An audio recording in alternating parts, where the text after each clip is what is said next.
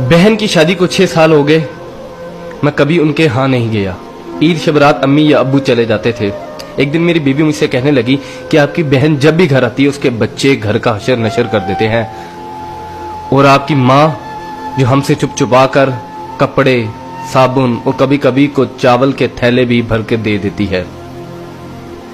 अपनी माँ से कहो ये हमारा घर है, कोई खैरात सेंटर नहीं। मुझे ये सुनकर बहुत गुस्सा आया कि मैं अपने घर का बहुत मुश्किल से गुजारा कर रहा था और मेरी माँ सब कुछ मेरी बहन को दे देती है। बहन एक दिन घर आई हुई थी तो उसके बेटे ने टीवी का रिमोट तोड़ दिया। मैंने माँ से गुस्से से कहा कि माँ, बहन को कहा करो ईद के दिन आया करे, और ये जो आप साबुन, चावल और ये जो चीजें देती हो इनको बंद करें। माँ चुप रही, लेकिन बहन ने ये सारी बातें सुन ली। 4 बज रहे थे, बच्चों को तैयार किया तो बहन ने कहा कि भाई मुझे बस स्टॉप तक छोड़ आओ। मैंने झूठे मुंह कहा बहन रुक जाती कुछ दिन। बहन मुस्कुराई और बोली नहीं भाई, बच्चों की छुट्टियां खत्म हो रही हैं, मुझे जाना है। फिर जब हम दोनों भाइयों में जमीन का बंटवारा हो रहा था तो मैंने साफ इनकार कर दिया कि मैं अपनी जमीन से बहन को हिस्सा नहीं दूंगा।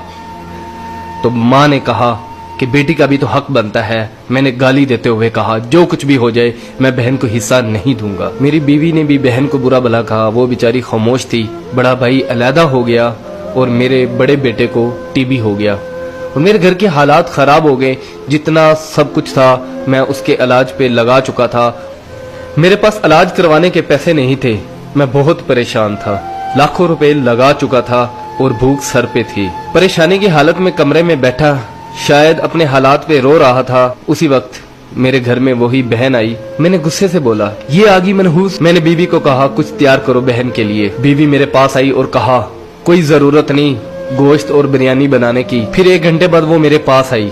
भाई परेशान हो? बहन ने मेरे सर पे हाथ फेरा, कहा बड़ी बहन हूँ तुम्हारी, गोद में खेलते रहे हो, अब देखो मुझसे बड़े लगते हो। फिर मेरे करीब हुई और अपने पर्स से कंगन निकाले और मेरे हाथ पे रख दिए और आहिस्ता से बोली पागल तू एवं ही परेशान होता है, बच्चे स्कूल थे, सोचा दौड़ते दौड़ते भाई से मिल आऊं। ये कंगन बेचकर अपना खर्च करो और अपने बच्चे का इलाज करवाओ। शक्ल तो देख जरा तूने क्या हालत बना रखी है। मैं खामोश था, बहन की तरफ देखी जा रहा था। बहन ऐसा से बोली किसी को मत बताना, तुमको मेरी कसम है। मेरे माथे पे बोसा दिया और 1000 रुपया मुझे दिया जो 150 के नोट थे, शायद उसकी जमा पूंजी थी। मेरी जेब में डालकर बोली बच्चों को गोश्त ला देना और परेशान मत हुआ कर। जल्दी से अपना हाथ मेरे सर पे रखा, देख कितने बाल सफेद हो गए। वो जल्दी से जाने लगी तो उसके पैरों की तरफ देखा तो टूटी हुई जूती पहनी हुई थी और पुराना सा दुपट्टा ओढ़ा हुआ था। जब भी आती थी वही दुपट्टा ओढ़कर आती थी। बहन की इस मोहब्बत में मर चुका था मैं। हम भाई कितने मतलब प्रस्त होते हैं,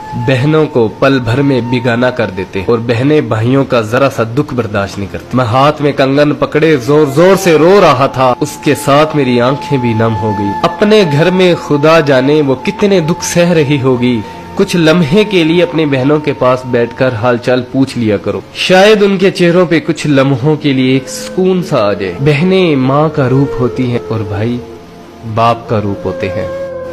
स्टोरी अच्छी लगी हो तो इसको लाइक कर दीजिएगा, इसको शेयर भी कर दीजिएगा।